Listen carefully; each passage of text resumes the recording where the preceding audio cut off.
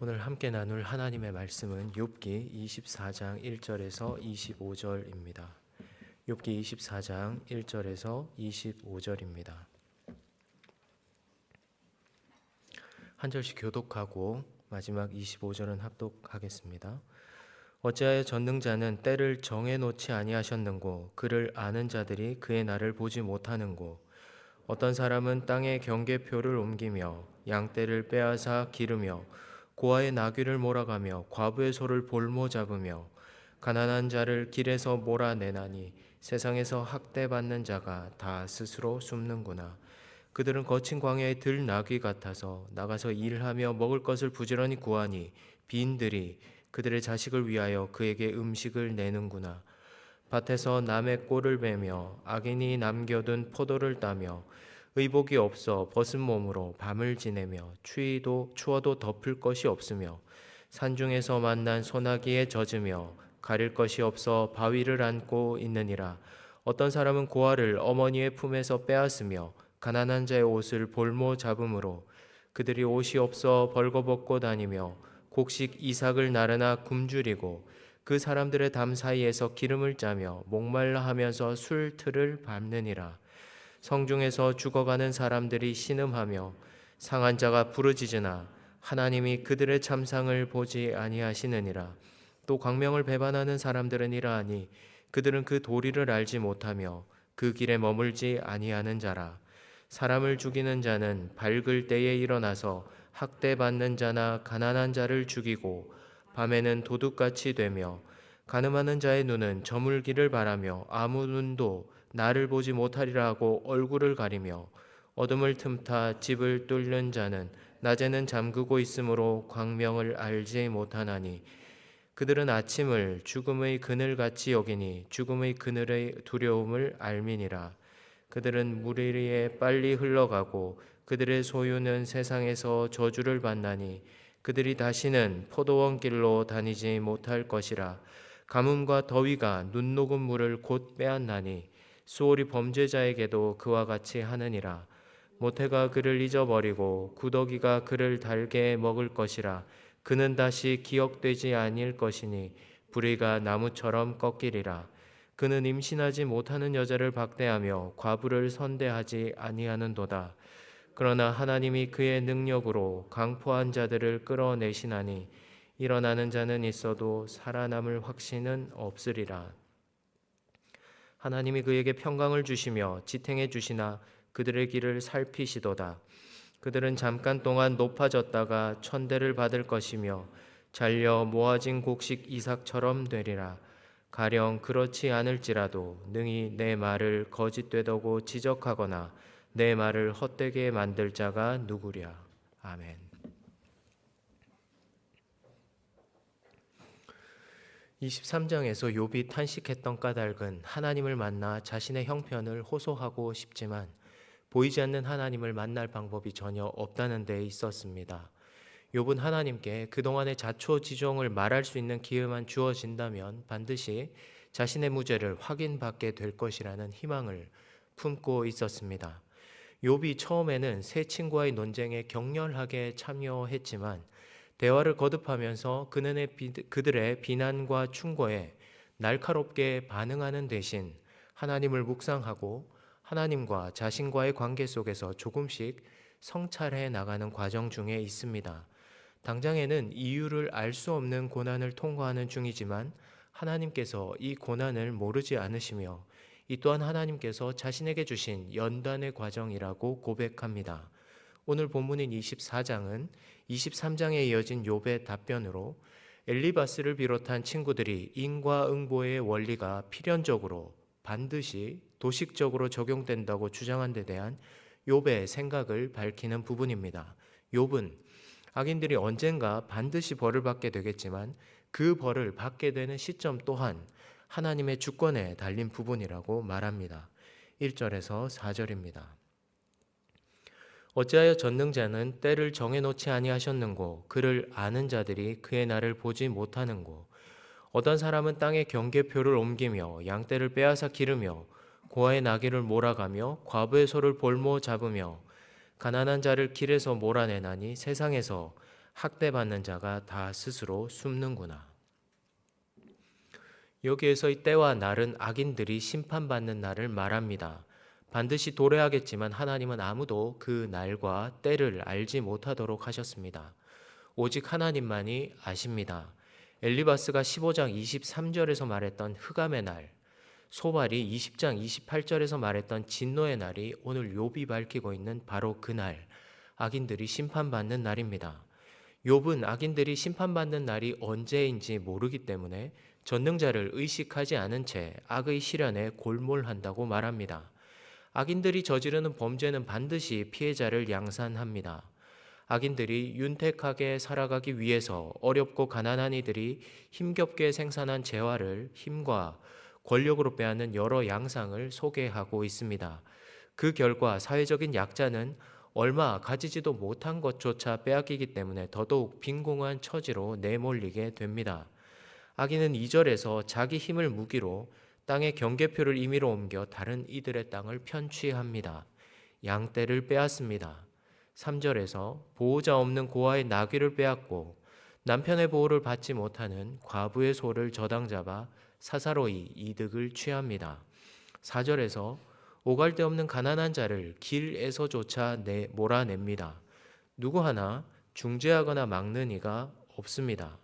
이렇게 해서 없는 사람들은 강한 자들을 피해 숨을 수밖에 없는 비참한 상황으로 내몰렸습니다. 5절에서 8절입니다.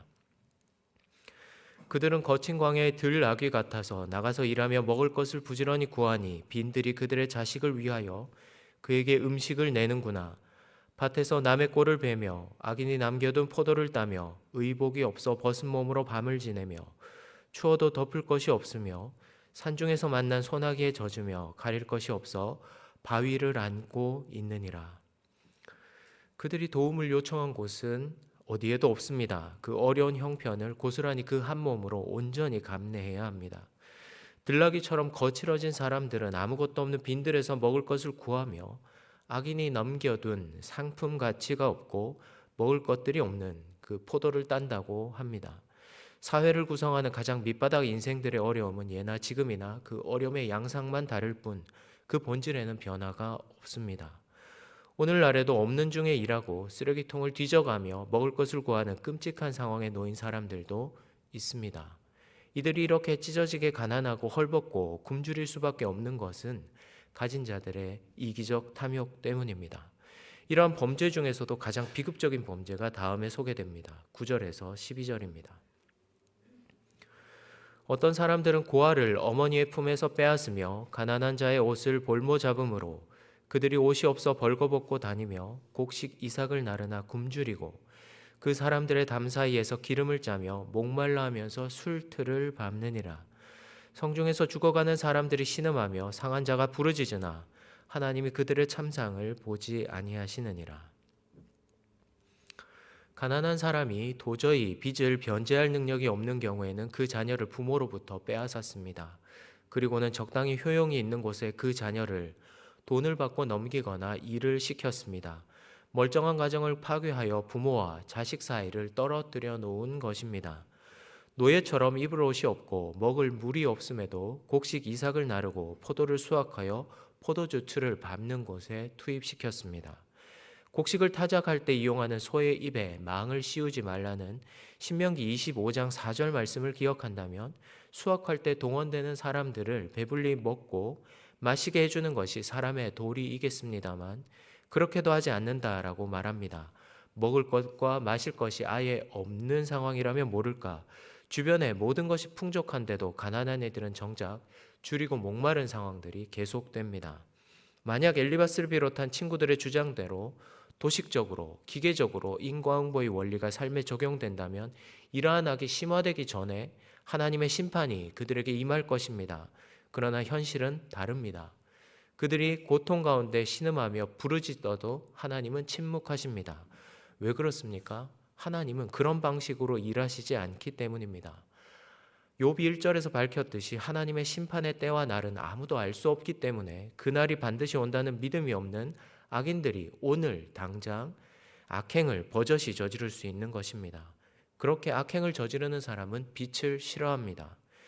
그들은 빛이 비추어주는 바른 길을 13절처럼 가려고 하지도 않고 머물려고 하지도 않습니다. 인생을 비추어 주시고 바른 길 가게 하시는 하나님의 말씀이 있음에도 따르려고 하지 않습니다.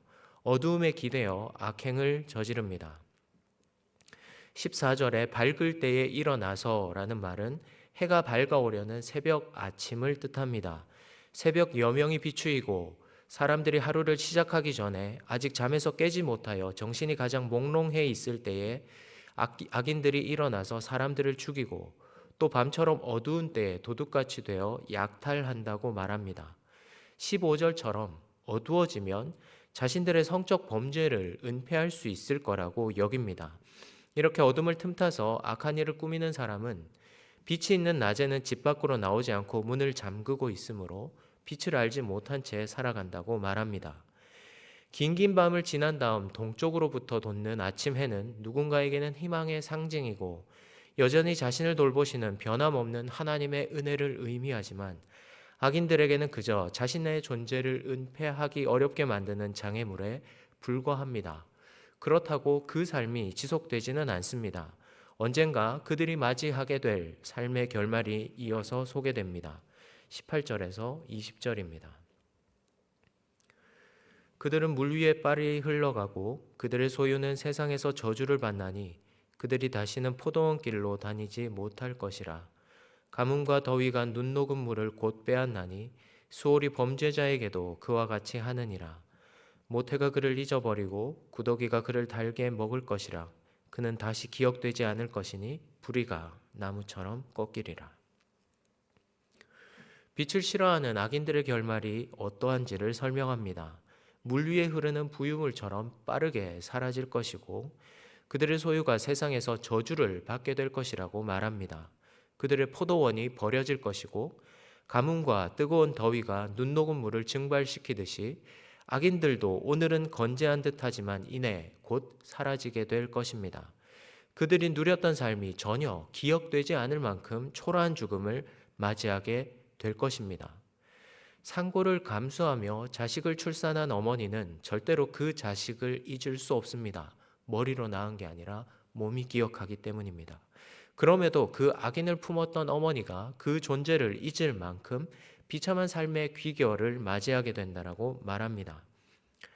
악인이 반드시 심판받는다라는 말은 성경이 거듭해서 말하는 진리입니다. 그러나 이 친구들은 이 진리를 오용했습니다. 이렇게 처참한 지경에 처해 있는 욥을 보니 욥이 이런 심판을 받을 만한 과오를 저질렀음이 분명하다며 하루속히 회개하여 이런 상황에서 벗어날 것을 종용했습니다. 빌닷이 8장 12절부터 15절까지 언급한 대로입니다. 하나님을 잊어버린 악인의 길은 새순이도다 아직 뜯을 때가 안 된 풀이 일찍 마르는 것처럼 속히 망한다고 했었습니다. 여기에 대응해서 욥은 21장 7절에서 어찌하여 악인이 생존하고 장수하며 세력이 강한하라고 반문한 바 있습니다. 그렇다고 욥이 악인이 끝까지 형통할 것이라고 말하는 것 아닙니다. 악인들이 실속하게 멸망하게 되겠지만 1절에서 말한 대로 그 망하는 날과 때는 아무도 모른다는 것이 욥의 생각입니다. 욥이 정작 하고 싶었던 제일 마지막 말이 그 다음에 소개됩니다. 22절에서 24절입니다. 그러나 하나님이 그의 능력으로 강포한 자들을 끌어내시나니 일어나는 자는 있어도 살아남을 확신은 없으리라. 하나님은 그에게 평안을 주시며 지탱해 주시나 그들의 길을 살피시도다. 그들은 잠깐 동안 높아졌다가 천대를 받을 것이며 잘려 모아진 곡식 이삭처럼 되리라. 그렇지 않을지라도 능히 내 말을 거짓되다고 지적하거나 내 말을 헛되게 만들 자 누구랴. 23절을 보면 하나님은 악인들이 악행을 아무리 저질러도 당장은 평안을 주시는 것 같고 그들의 삶의 터전을 지지해 주시는 것처럼 보이기도 합니다. 그러나 때가 되면 하나님은 반드시 그들의 길을 살피십니다. 높아진다고 하더라도 영원하지 않고 천대받을 때가 도래하며 뿌린 악을 거둘 때가 있을 것이라고 말합니다. 하나님의 때가 되면 악인들이 곡식 이삭처럼 잘릴 때가 온다고 말합니다. 이것이 하나님께서 악을 다루시는 방식입니다. 마태복음 13장 25절에서 30절입니다. 사람들이 잘 때에 그 원수가 와서 곡식 가운데 가라지를 덧뿌리고 갔더니 싹이 나고 결실할 때에 가라지도 보이거늘 집주인의 종들이 와서 말하되 주여 밭에 좋은 씨를 뿌리지 아니하였나이까. 그런데 가라지가 어디서 생겼나이까. 주인이 이르되 원수가 이렇게 하였구나. 종들이 말하되 그러면 우리가 가서 이것을 뽑기를 원하시나이까. 주인이 이르되 가만두라. 가라지를 뽑다가 곡식까지 뽑을까 염려하노라. 둘 다 추수 때까지 함께 자라게 두라. 추수 때에 내가 추수꾼들에게 말하기를 가라지는 먼저 거두어 불사르게 단으로 묶고 곡식은 모아 내 곳간에 넣으라 하리라. 당장에 악인이 벌을 받지 않는다라고 해서 하나님께서 손을 놓고 지켜보고 계시는 게 아닙니다. 어떤 때이든 악인들은 자신들에게 임할 하나님의 진노를 자기 머리에 쌓고 있는 중입니다. 하나님은 가나안 민족들의 죄악이 그 땅에 가득하기까지 400년을 기다리셨습니다. 추수의 때가 이르기 전까지는 알곡과 가라지를 함께 두어 그냥 자라게 두십니다. 그러나 때가 되어 추수의 낫을 휘두르게 되면 신속하고 정확하게 구원과 심판이 동시에 이루어진다는 것을 우리는 말씀을 통해 확인하게 됩니다. 욥은 친구들과의 논쟁 속에서 친구들의 강경한 권유를 받아들여 짓지도 않은 죄를 거짓 자백하지도 않았고, 비록 고난 중에 있다고는 하나 하나님에 대한 자기 이해를 성급하게 수정하려 들지도 않았습니다. 계속해서 하나님께 집중하고 하나님을 묵상하면서 악을 다루시는 하나님의 방식에 대해 알아가고 있으며, 아직 다 깨닫지 못하지만 자신을 향한 하나님의 선하신 뜻이 있음도 고백하고 있습니다.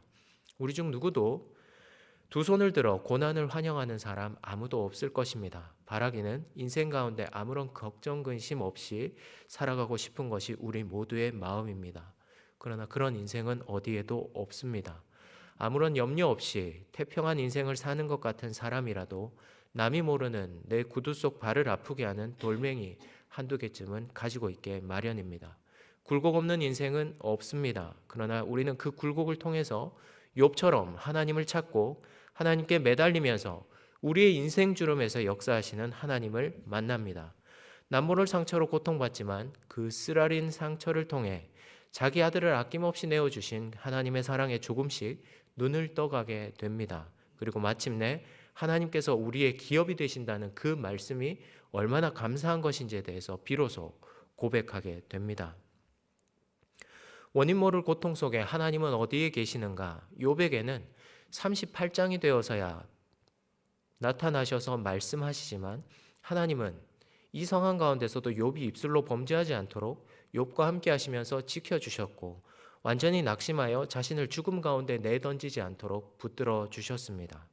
그 하나님이 우리가 고통받는 현장 가운데 우리와도 함께 하십니다. 우리의 기업이 되시기 때문에 언제 어디에서건 자기 백성을 포기하시는 법이 없습니다. 그러니 낙심하지 말아야 합니다. 고린도후서 4장 8절에서 10절입니다. 우리가 사방으로 우겨쌈을 당하여도 쌓이지 아니하며 답답한 일을 당하여도 낙심하지 아니하며 박해를 받아도 버림받지 아니하며 거꾸로 뜨림을 당하여도 망하지 아니하고, 우리가 항상 예수의 죽음을 몸에 짊어짐은 예수의 생명이 또한 우리 몸에 나타나게 하려 함이라. 예수의 죽음을 짊어지고 예수의 생명을 나타내는 삶으로 나아가야 합니다. 하나님은 하나님의 때에 하나님의 방법으로 모든 일을 바로 잡으신다라는 믿음을 가지고 오늘 나를 통해 예수의 생명을 가득 드러내는 삶을 살아가는 것입니다. 오늘도 우리의 마음의 눈을 밝혀달라고 기도하면서 넉넉히 상황을 이기는 믿음, 환경에 함몰되지 않는 믿음 주시기를 간구하는, 그래서 얻는 우리 모두가 되시기를 주님의 이름으로 축복합니다. 기도하겠습니다. 하나님 아버지, 욥의 때나 지금 우리가 살아가는 지금이나 여전히 삶 속에 부조리가 가득합니다. 그런 가운데서도 하나님의 섭리를 믿는 믿음, 하나님께서 일하실 때가 언젠가 도래한다는 믿음을 가지고 살아가게 해 주시옵소서. 이 정글과 같은 세상 질서를 절대화하며 이것이 전부인 양 여기고 사는 것이 아니라 하나님께서 원하시는 걸음을 내딛는 하루와 우리의 인생이 되게 해 주시옵소서. 우리의 마음의 눈을 밝히셔서 우리의 기업이 되시는 하나님께 시선을 고정하고 하나님만을 목적 삼아 말씀을 이루는 삶을 오늘도 살아가게 해 주시옵소서. 예수님의 이름으로 기도드립니다.